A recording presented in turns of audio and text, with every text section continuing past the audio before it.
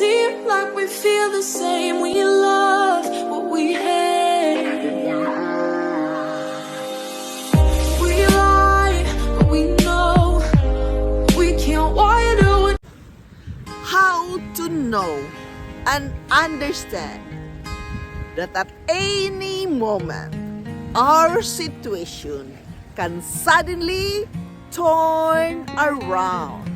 Hello guys, this is Yundel, and today's share is about knowing and understanding that at any moment our situation can turn around. I am sharing this with you guys based on my experiences and of course based on my reading.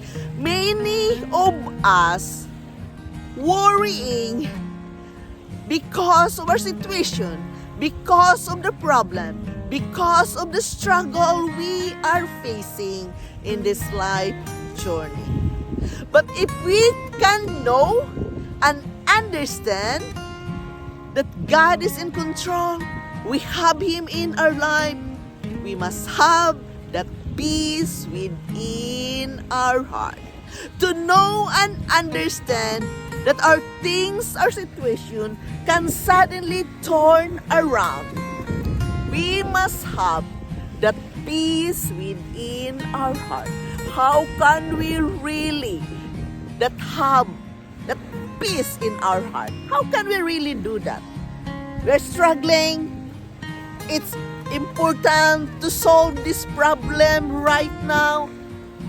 Therefore, guys, manifesting, meditating, praying is very important. Because to know and understand this thing, we must have that peace within our heart. And how can we have that peace within our heart when we are not working with ourselves, working with our mindset to put it into a peaceful mood?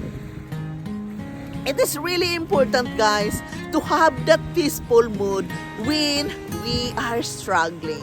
I know it's not easy. I know it is hard. But always remember that in this life journey, everything takes time. We cannot just solve our problems suddenly. We cannot just come into conclusions suddenly. Everything takes time, especially when you're making a great decision for your life. I am just sharing this with you guys to remind you, you are not alone in your troubles. Each and every one of us is experiencing troubles and difficulties, problems, especially in this life journey. But always remember to put God first in your heart, to seek Him first, to give you the peace. How can you know that? And how can you understand that? You know that to your feelings when you are constantly communicating with God. You are inviting Him into your life every day. He is there for you. It is instinct, guys. You feel that within your heart. And if you want to understand this, put yourself in a peaceful mood. Be peaceful. How can you do that when everything is in chaos? When children is running away, when, there is always noisy thing around us. Again, the nature, the beautiful nature, sit down by the lake, sit down by the sea, find that nature you love to sit down and put yourself into a peaceful mood. When that moment comes, you feel peace within you. You come to the moment that you trust God, that He is working. You come to that moment of surrendering it all to Him. He wants us to surrender it all to Him.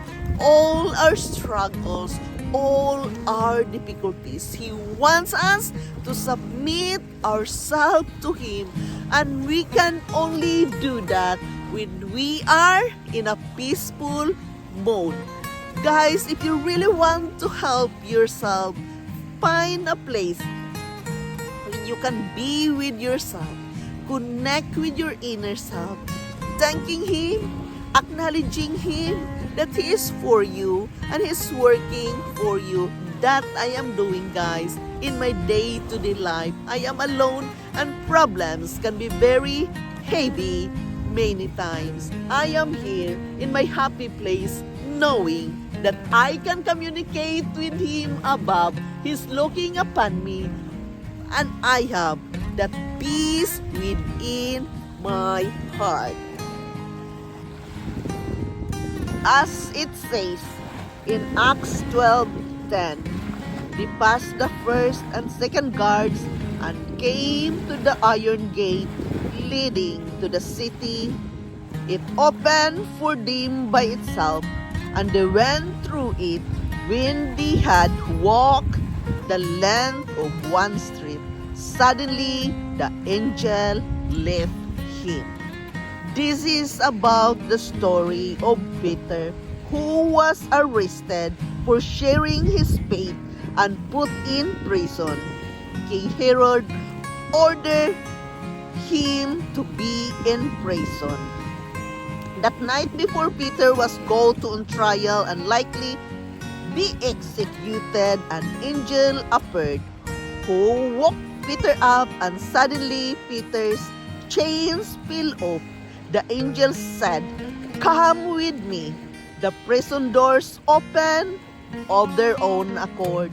They walked past one set of guards, then a second set, who were diligently watching, and yet none of them saw Peter. Friends, I am sharing this with you, the story of Peter, as God didn't say to us that would never have problems, but He promised that the trouble comes and He will hide us. He won't let the circumstances stop your purpose. He has angel watching over you right now, protecting you. He knows how to open doors that you can't open, how to get you out of problems that looks impossible, how to blind the eyes of those who are trying to hold you back. You may not see a way out, but God can make that chain fall off. Always acknowledge Him, that He is our supernatural God who open doors and make things happen that we can't make happen and don't deserve. We must be in peace in difficult times, knowing that at any moment our situation and things can turn around. Whether He is going to do it gradually or He is going to do it suddenly, it's all in the power of God. It is really amazing that He can open the doors which we cannot make it to happen. Therefore, we must rest in peace with Him, knowing that He is working behind the scenes for our behalf. He is going to hide us from any troubles and difficulties, and He is going to help us. So do not be discouraged whatsoever you are facing right now. Just trust, believe, and obey what is written in the scripture, because at any moment we may not see a way out, but God can make that chain falls off, like what He has done to Peter. I know this is not an easy share, but always remember, what He has done before is going to do for us as well. Yes, we must rest in peace with Him when we have problems and difficulties. What He has done to Peter, He's going to do it for us. Therefore, guys, we are not alone. He is a supernatural God, and He's going to protect us and hide us from any harms and dangers. But we have to come unto Him. We have to ask Him. We have to communicate with Him daily through our prayers and meditation. This is not an easy share, guys, but through my life experiences, yes, I experienced that suddenly things are turning around in my situation. Suddenly, the problems will be solved. Suddenly, all is well with me. Even I am struggling. But the important is, we must acknowledge Him and we must have our rest and peace with Him. This is Yundel. Thank you for listening. Thank you for dropping here in my channel. I am very grateful to each and every one of you. I love you all and bye. Like we feel the same, we love what we have.